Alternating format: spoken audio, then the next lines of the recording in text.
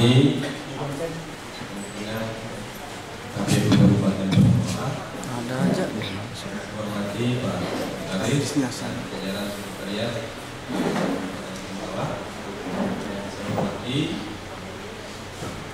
rekan-rekan ketua dan anggota PPK hadir pada hari ini dalam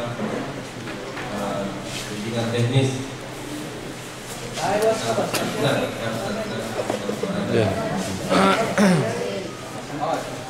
Disyukur dengan Allah Subhanahu wa Ta'ala, karena pada hari ini kita bisa sama-sama membahas nanti dalam hari ini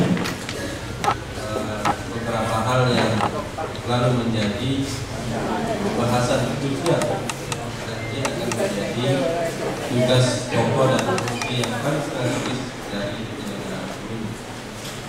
Salawat dan salam kepada Rasulullah Muhammad SAW yang sedang memberikan bimbingan teladan yang bisa berada dalam cahaya keislaman hari ini dan insyaallah ke depan sampai akhir. Bapak Ibu hadirin yang kami hormati,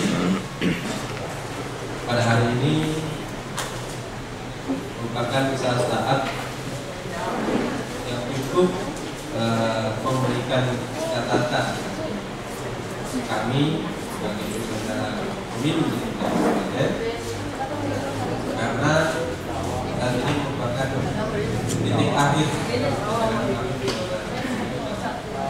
5 tahun terakhir.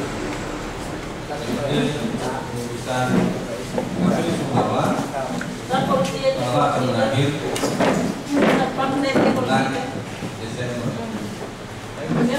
Bersama kita dengan rekan-rekan di pemilu di kecamatan dan akan digantikan oleh keputusan KPU periode 2013-2018. Tentu sebagai sebuah akhir dari proses kami sebagai penyelenggara pemilu di tingkat kabupaten, kami juga ingin memberikan beberapa hal catatan kepada kita semua bahwa kita harus terus optimis penyelenggaraan pemilu pada semua. Bapak Ibu hadirin yang kami muliakan, saya melihat pemilu ini sebagai sebuah gugusan nilai. Ada sebuah kisah kecil menginspirasi. Ketika ada 3 orang pekerja bangunan, dia adalah tukang batu, dia bekerja di tempat yang sama, di dinding yang sama, tapi ketika ditanya oleh orang, si tukang batu pertama bertanya, "Pak, Bapak lagi mengerjakan apa?" "Saya lagi membuat tembok dengan menyusun batu-batu." Kemudian ditanya kepada yang kedua, "Lagi ngapain, Pak?" Dijawab oleh tukang batu, "Saya sedang membangun rumah." Kemudian yang ketiga ditanya, "Apa yang dikerjakan pada saat ini?" Ditanya demikian, kemudian tukang batu yang ketiga menjawab, "Saya sedang membangun hunian terindah bagi sepasang suami istri yang akan hidup di rumah." Artinya kalau kita melihat dari 3 dimensi pekerjaan, itu ada pekerjaan fisik yang bisa dilakukan oleh tukang batu pertama, kemudian derajatnya dinaikkan oleh tukang batu kedua bahwa dia sedang membangun rumah. Jadi unsur kreativitas yang sudah ada, tetapi yang ketiga tidak hanya bangunan rumah, tetapi dia harus sebuah hunian terindah bagi keluarga yang hidup di rumah. Artinya bahwa di situ sudah ada kekuatan lain tidak hanya fisik, tidak hanya kreativitas, tetapi ada juga cinta dan keberbahagiaan dengan orang lain. Nah, ini kenapa bisa ini saya coba kaitkan dengan yang kita kerjakan, bahwa pemilu bukanlah sebuah rutinitas, bukanlah sebuah kerja fisik. Kalau kita hanya melihat sebagai kerja fisik, maka kita tidak punya nilai yang sama. Tapi kalau kita lihat bahwa pemilu adalah sebuah bangunan demokrasi yang harus kita jaga untuk menampilkan Indonesia ini, maka itu akan jauh. Dan yang paling hebat lagi kalau kita melihat bagaimana agar kita semua bisa menyelenggarakan pemilu dengan integritas.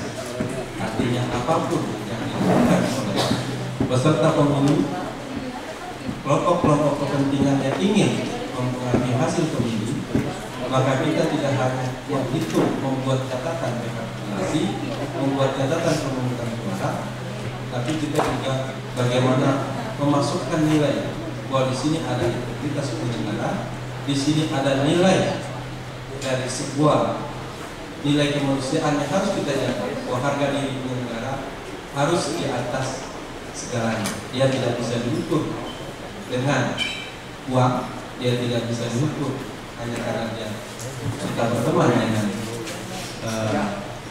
para calon, atau dia tidak bisa diukur hanya karena kita mungkin takut diberkat.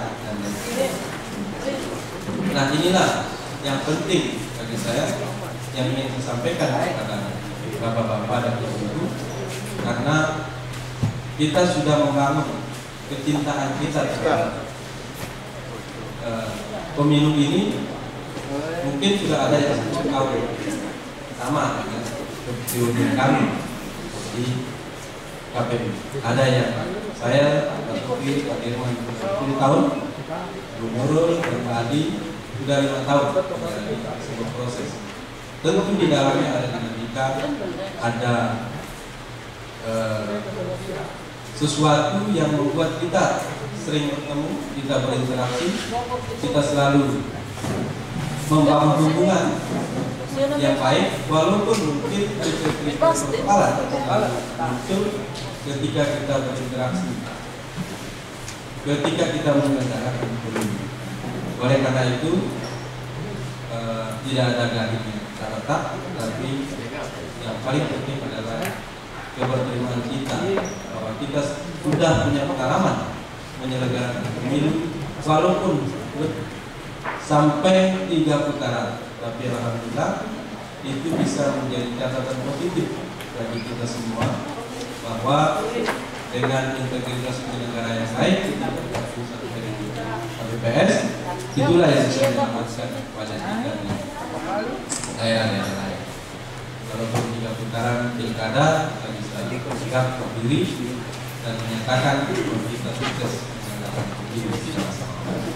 Nah, saya berharap itu juga akan bisa dilaksanakan di pemilu 2014. Karena pemilu 2014 ini punya tantangan yang sangat berat. Partai politik sedikit, para calon kompetitif, dan tidak ada calon bayangan, tidak ada calon yang jelas. Tetapi semua mereka berkompetisi, semua mereka mencari suara.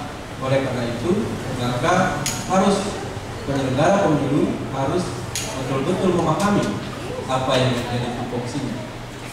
Rekapitulasi diturunkan dari kecamatan menjadi desa.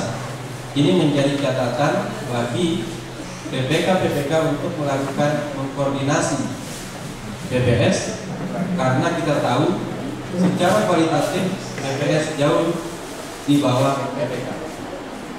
Oleh karena itu mereka harus dikawal, mereka harus dijaga, dan mereka harus diyakini bahwa tidak hanya fisik mencatat, tapi juga ada nilai-nilai yang tinggi dari segala itu menyelamatkan Indonesia. Kita ingin memberikan siapapun yang terpilih nantinya adalah yang paling banyak terpilih oleh rakyat. Bapak Ibu hadirin yang kami hormati, untuk bisa melaksanakan integritas independen dan mandiri, maka harus memahami apa yang menjadi tugas-tugas di BPK, BPS, dan KPPS. Mungkin unik karena hari ini kita draft yang kita bahas. Dan inilah dinamika yang terjadi di KPU Pusat. Jadi belum bisa diputuskan keputusannya akan dibimbing atau apa namanya keputusan KPU yang BPS-nya kita keputusan KPU yang kita bimbingan tekniskan. Tetapi hari ini masih draft peraturan KPU yang kita bimbingan tekniskan. Dan salah satu unsur yang ada di draft pemungutan suara dan penghitungan suara itu adalah bahwa telah disiapkan kalau terjadi pemungutan dan penghitungan suara pasca keputusan MK. Jadi kalau selama pemilu legislatif kita tidak pernah berpikir bahwa MK akan mengulang sebuah pemilu di satu lokasi, di satu titik. Tetapi di sini di peraturan KPU yang disiapkan oleh tidak diantisipasi kalau terjadi pemungutan suara ulang. Jadi logikanya bahwa pemilu legislatif ini juga menggunakan logika pemilu kada. Karena pemilu kada MK masuk dalam proses menilai proses, tidak hanya menilai hasil, maka ini jauh lebih rumit. Karena itu kita juga harus lebih kreatif dalam kita tidak ingin menjadi korban dari sebuah permainan dari peserta pemilu. Oleh karena itu kita juga harus berhati-hati memahami aturan main dan tegas terhadap aturan main. Kalau harus memberikan kartu panggilan H-3, jangan diberikan H-1. Jadi kira-kira seperti itu supaya tidak ada pengulangan di TPS di desa atau di wilayah tersebut. Karena ini di peraturan KPU yang sekarang ini diakomodir kemungkinan terjadinya pemungutan suara ulang akibat dari keputusan MK. Saya nggak bisa membayangkan kalau keputusan MK ternyata diulang seluruh Indonesia, bisa akan menjadi catatan buruk bagi kita sebagai penyelenggara.